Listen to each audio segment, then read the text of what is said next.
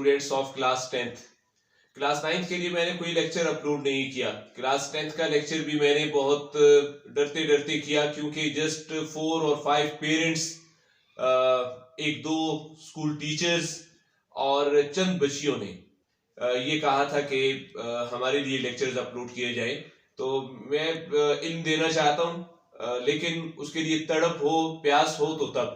تو یہ میں نے فیصلہ کیا تھا کہ جسٹ اتوار کو لیکچر ہوگا, اور یقیناً اتوار کو ہی ہوا تھا. آج پھر اتوار ہے, آج پھر آپ کے لیے لیکچر ریکارڈ کر کے ابھی آپ کے لیے لگا دیں گے. تو ابھی میں نے سرسری چیک کیا, تو چیک کرنے سے یہ معلوم ہوا کہ کلاس 10th جو ہے, کلاس 10th کا تقریباً قدرت اللہ شہاب کے 99 ویوز ہیں. یہ آپ دیکھ سکتے ہیں, یہاں پر 99 ویوز ہیں. 99 اور 100 سفیشینٹ ہیں, کافی ہیں.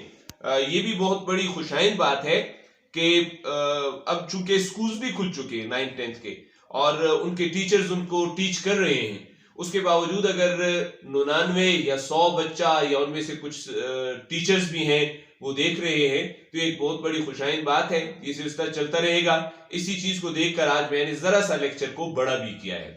یہ اردو لازمی جماعت نہم Khyber Pakhtunkhwa text book board Peshawar کا لیکچر ہے, اور ہم ہیں قدرت اللہ شہاب کے مضمون سراب منزل کی جانب.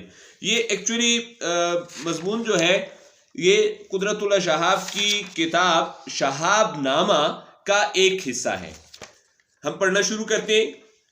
یہ حج کی طرف جاتے ہوئے, حج کے لیے جاتے ہوئے راستے کا کچھ تھوڑا سا سفر, مصر سے روانگی ہوئی تھی, اور تھوڑا سا وہاں پر جو حج کے دوران کے مناسک ہیں ان کا بیان ہے. جس وقت السودان بحری جہاز کا نام ہے نے اسماعیلیہ مصر کا ایک شہر ہے, اس کی بندرگاہ سے لنگر اٹھایا. بندرگاہ جہاز ٹھہرنے کی جگہ, خاص طور پر بحری جہاز ٹھہرنے کی جگہ, سمندر کا کنارہ بندرگاہ کہلاتا ہے. وہاں سے لنگر اٹھایا. لنگر انداز ہونا اور لنگر اٹھانا, جہاز کا سمندر کے کنارے پر کہیں پر اپنا لنگر ڈال دینا جو ہے, کسی سمندر کے کنارے پر یہاں پر لنگر ڈال دینا, کچھ دن کے لیے, کچھ دیر کے لیے پڑاؤ کرنا, یہ لنگر انداز ہونا ہے. اور جب وہاں سے چل پڑتا ہے تو لنگر اٹھا لیا. اس میں 750 عازمین حج تھے, حج پر جانے والے سوار تھے. اس سارے قافلے یعنی 750 لوگوں میں فقط صرف ایک غیر مصری مسافر تھا جس کا تعلق مصر سے نہیں تھا, اور وہ غیر مصری یقیناً یہ قدرت اللہ شہاب خود تھے. باقی تمام مصر کے لوگ تھے. ایک غیر مصری تھا, تو وہ جس کا تعلق مصر سے نہیں تھا. میرے پاس ڈیکر سفر پر سفر کرنے کا ٹکٹ تھا. ڈیکر جہاز کا تختہ یا فرش یا عرشہ بھی اس کو کہتے ہیں. اتنا مطلب جہاز کے بھی کلاسز ہوتی ہیں, تو ڈیکر کا یا ڈیک کا سفر جو ہے یہ کمپیریٹیولی سستا ہوتا ہے, کم پیسوں میں اس کا ٹکٹ مل جاتا ہے. بحری جہاز کی بات کر رہا ہوں. کرنے کا ٹکٹ تھا. جہاز کے چلتے ہی مائکرو فون پر مائک کے ذریعے اسپیکر سے آواز آئی, اعلان ہوا کہ پاکستانی مسافر بالائی عرشے پر کپتان سے ملے. تو ایک ہی پاکستانی مسافر تھا اور وہ قدرت اللہ شہاب تھا. وہ بالائی منزل پر جائے اور جہاز کے اوپر والی جو منزل ہے وہاں پر جا کر کپتان سے ملے. جہاز کا نگران یا جہاز کو چلانے والا, بلکہ چلانے والا تو اور ہوگا, یہ کپتان ہوگا, پورے تمام مسافروں کو سہولیات فراہم کرنے والا کپتان ہوگا. میں کپتان سے ملا. جہاز کا کپتان نہایت چاقو چوبند, چست اور تیز آدمی تھا, نوجوان تھا. وہ بڑی روانی سے, تیزی سے, شستہ صاف انگریزی بولتا تھا. اس نے میرے پاسپورٹ جو سفری دستاویز تھی اور دوسرے کاغذات کا معائنہ کیا, اس کو دیکھا, پھر قہوہ پلا کر پاکستان میں میری ملازمت کی نوعیت کے متعلق پوچھا, کے بارے میں پوچھا. تو پاکستان میں تو ہم ان کے تعارف پچھلے اتوار کو پڑھ چکے ہیں, قدرت اللہ شہاب کا تعارف کہ وہ سرکاری افسران میں سے تھے, CSP آفیسر تھے.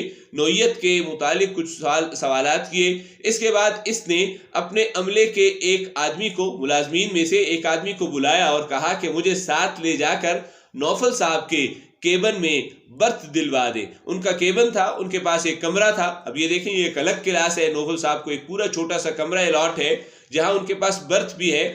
جہاز میں اور ریل میں سفر کرنے والے لوگ جو ہوتے ہیں ان کے لیے ایک ایسی بھی جگہ ہوتی ہے جہاں پر وہ سو بھی سکتے ہیں, قیام بھی ہو سکتا ہے اور سو بھی سکتے ہیں. اس حصے کو برتھ کہتے ہیں. نوفل صاحب اسکندریہ مصر کی بندرگاہ ہے بحیرہ روم کے کنارے. اس کے بہت بڑے تاجر تھے، صنعت کار تھے اور رئیس تھے، ریاست کے والی تھے. وہ 10 برس سے متواتر مسلسل حج پر جا رہے تھے. یہ اچھے MCQs ہیں. 10 برس. نوفل صاحب نے اہلاً و سہلاً، خوش آمدید، مرحبا کہہ کر بڑی خوش دلی سے، اچھے انداز سے، اچھے دل کے ساتھ میرے لیے ایک برتھ خالی کر دی، ایک پوری سیٹ جس پر میں لیٹ بھی سکتا تھا. ان کی رفاقت نے، ان کے سفر کے دوران جو دوستی تھی، وہ میرے لیے ایک نعمت ثابت ہوئی. نعمت، اللہ کا انعام، اللہ کا کرم، لیکن غیر مترکبہ. اس کے 2 معنی ہیں. ایک ہے جس کا احاطہ نہیں کیا جا سکتا، لامحدود، اور ایک معنی آپ نے اور نوٹ کرنے، غیر متوقع. سفر میں مجھے توقع نہیں تھی کہ ایسے اچھے آدمی سے میری رفاقت ہو جائے گی. وہ بڑی اچھی انگریزی بولتے تھے. مناسک حج کے اپنے مناسک ہوتے ہیں. حج کے دوران جو ارکان ہوتے ہیں جن کو پورا کرنا ضروری ہے، کون سے وقت ہوتے ہیں اور کون سے موقع پر یا مقام پر ہوتے ہیں، یہ مناسک حج ہوتے ہیں. ان کے متعلق مجھے ان سے نہایت مفید معلومات حاصل ہوئیں، فائدہ دینے والی باتیں ملی. پاکستان کے متعلق وہ زیادہ نہیں جانتے تھے. شام کو مغرب کی نماز کے بعد انہوں نے بہت سے لوگوں کو اپنے ڈیک پر، عرشہ پر جمع کیا اور فرمائش کی کہ میں انہیں پاکستان کے متعلق کچھ بتاؤں. جہاز کا کپتان اور اس کے عملے کے کچھ افراد بھی وہاں آ کر بیٹھ گئے. کوئی گھنٹہ بھر میں نے تحریک پاکستان، گھنٹہ بھر میری گفتگو 1 گھنٹے تک جاری رہی. اس پر میں نے تحریک پاکستان پر بحث کی. تحریک پاکستان ہے 1947 سے پہلے پاکستان بنانے کی کوشش تحریک پاکستان کہلاتی ہے، اور قیام پاکستان تو 1947 کو ہوا. اس کے چیدہ اہم واقعات سنائے. میں انگریزی میں ٹھہر کر بولتا تھا، چونکہ ہم ایشیا کے لوگوں کا اور پاکستان کے لوگوں کا انگریزی میں تھوڑا پرابلم ہوتا ہے. اس لیے جیسے میں روانی سے اردو بول سکتا ہوں تو اس روانی سے ہم انگلش نہیں بول سکتے ہیں، رک کر بولتے ہیں. نوفل صاحب اس کا عربی میں ترجمہ کرتے جاتے تھے، تو وہاں ڈیک پر بیٹھے ہوئے جتنے بھی لوگ تھے عربی جانتے تھے. نوفل صاحب مجھ سے انگریزی میں سنتے، عربی میں ترجمہ کر کے لوگوں کو سمجھاتے جاتے تھے. آزادی کے وقت 1947 لاکھوں مسلمانوں کی شہادت، ہندوؤں نے ان کو مار ڈالا تھا، اور مہاجرین اور وہ مسلمان جو ہجرت کر کے پاکستان آ رہے تھے، ان کے حالات سن کر سب کو بڑی حیرانی ہوئی کہ اتنے مظالم ہندوؤں نے ڈھائے تھے. جب میں نے تفصیلات بتاتے ہوئے یہ کہا کہ دنیا کی اس 5ویں بڑی مملکت پاکستان، جو کہ دنیا کی 5ویں بڑی ریاست ہے، مملکت ہے، اس کا نصب العین، اس کو بنانے کا مقصد یا بنیادی مقصد کیا ہے، تو وہ ہے پاکستان کا مطلب کیا، لا الہ الا اللہ، یعنی پاکستان اسلام کو ترقی اور فروغ دینے کے لیے حاصل کیا گیا ہے. تو سارے مجمع مصری لوگ جو وہاں پر جمع تھے جہاز پر، انہوں نے بے ساختہ خود بخود ان کے منہ سے، ان کی زبان سے کلمہ طیبہ کا ورد جاری ہو گیا، کرنے لگے، ذکر کرنے لگے، اور پھر سب نے کھڑے ہو کر پاکستان کے حق میں دعا مانگی. محمد نوفل صاحب بلند آواز سے دعا کے الفاظ بولتے جاتے تھے، باقی سب لوگ زور سے آمین آمین کہتے تھے. اس کے بعد بہت سے لوگوں نے مجھے کہوے کے اتنے، یہ کیا لکھے، فجان پلائے. فجان ایک چھوٹی پیالی ہے جس میں قہوہ پیتے ہیں، فجان پلائے، کہ ان کی حدت سے، وہ ظاہر ہے گرم قہوہ جو تھا، اس کی گرمی سے مجھے رات بھر کئی بار نکسیر پھوٹی، ناک سے خون آیا. یوں بھی بحیرہ احمر کی گرمی اپنے پورے شباب پر تھی، زور پر تھی. سمندر کی لہریں جہاز سے ٹکراتی تھیں تو یوں محسوس ہوتا تھا کہ ہمارے چاروں طرف بڑی بڑی دیگوں میں، جیسے دیگوں میں چاول بنتے ہیں، تو سمندر ایسا لگ رہا تھا کہ ایک دیگ ہے اور اس دیگ میں ابلتا ہوا پانی جوش کھا رہا ہے. اس کے باوجود ابل رہا ہے. اس کے باوجود عازمین حج پر جانے والے لوگوں کی ٹولیاں، گروپس بڑے اطمینان سے عرشے پر جا بجا بیٹھتی تھیں. عرشہ ڈیک ہے، تختہ ہے، جو جہاز کا وہ کنارہ ہوتا ہے جو سمندر کے بالکل قریب ہوتا ہے، جا بیٹھتی تھیں. کچھ لوگ تلاوت قرآن پاک میں مصروف تھے، کچھ تسبیح کر رہے تھے، تسبیح پر اللہ تعالیٰ کا ذکر کرنا، اور کچھ حج کی دعائیں، مختلف مقامات پر مختلف دعائیں کرنی ہوتی ہیں، وہ یاد کرنے میں لگے ہوئے تھے. اگلے روز نماز عشاء کے بعد اعلان ہوا کہ رات 11:30 بجے جہاز میقات حرم سے گزرے گا. میقات حرم وہ جگہ ہے جہاں مکہ مکرمہ ہے اور اس کے چاروں اطراف میقات حرم ہے. حج پر آنے والے لوگ جس طرف سے بھی آتے ہیں، جس طرف سے بھی داخل ہوتے ہیں، تو وہ میقات میں داخل ہونے سے پہلے اپنے احرام جو کہ حج کا ایک خاص لباس ہے وہ باندھ دیتے ہیں اس جگہ کو میقات حرم سے۔ پاکستان سے جائیں گے تو میقات حرم کچھ اور مقام پر آئے گا، مصر سے جائیں گے میقات حرم کچھ اور مقام پر آئے گا، سے گزرے گا 11:30 بجے۔ اس لیے سب لوگ احرام باندھ لیں، حج کا مخصوص لباس کی تیاری کر لیں۔ یہ اعلان سنتے ہی مسافروں میں بجلی کی رو دوڑ گئی، تیزی آ گئی، اور سب لوگ احرام کی تیاریوں میں منہمک ہو گئے، مگن ہو گئے، مصروف ہو گئے۔ 11:30 بجے تک سب مسافر احرام باندھ کر جہاز کے عرشوں پر جو کہ کنارے سمندر کے کنارے جہاز کا کنارہ جو سمندر کو ٹچ کر رہا ہوتا ہے جمع ہو گئے تھے۔ 11:40 پر جہاز کا سائرن بجا، بگل بجا، آواز بجی، جو کہ یہ اعلان کر رہا تھا کہ اب آپ لوگ میقات میں داخل ہو چکے ہیں۔ 750 حاجیوں نے جہاز میں، کل 750 لوگ شریک تھے، تمام حج کے لیے جا رہے تھے۔ ان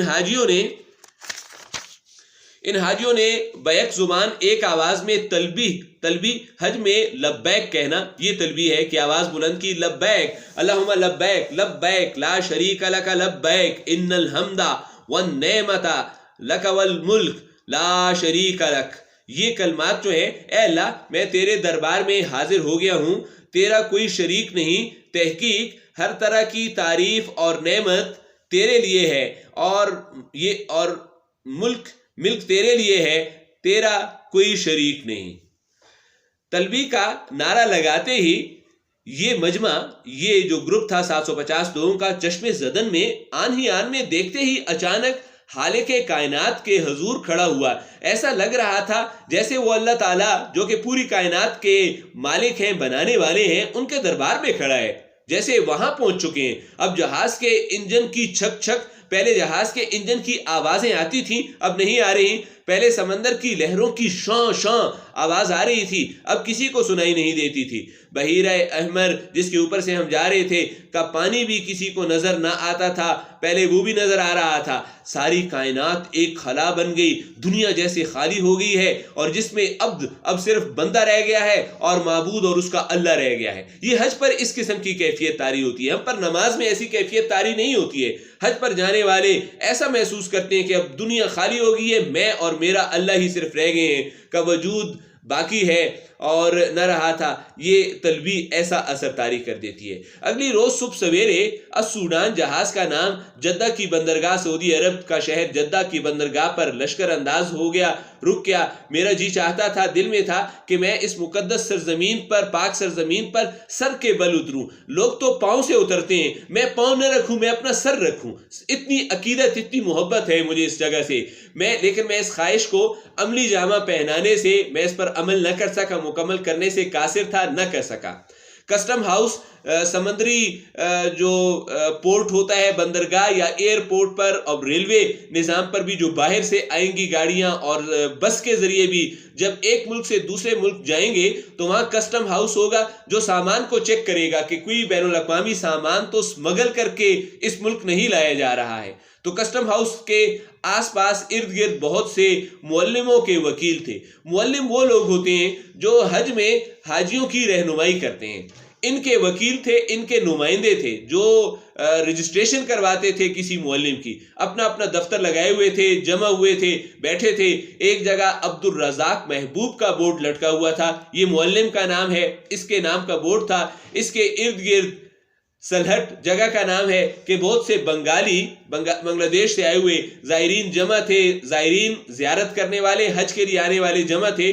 معلم کا جو وکیل تھا، سیکریٹری تھا، وہ حساب لگا رہا تھا پیسوں کا، اور انہیں چیخ کر سمجھا رہا تھا کہ جس کے پاس 350 ریال سعودی رقم، سعودی کرنسی موجود نہیں ہے، نہ وہ حج کے اخراجات پورے کر سکتا ہے، حج پر آنے والے اخراجات، اور نہ وہ مدینہ منورہ کی زیارت سے فیض یاب ہو سکتا ہے۔ حج تو مکہ میں ہوتا ہے، خانہ کعبہ وہاں ہوتا ہے، لیکن مسجد نبوی جانے کے لیے مدینہ منورہ جانا پڑتا ہے، تو وہاں کی زیارت سے فیض یاب نہیں ہو سکتا، فائدہ حاصل نہیں کر سکتا۔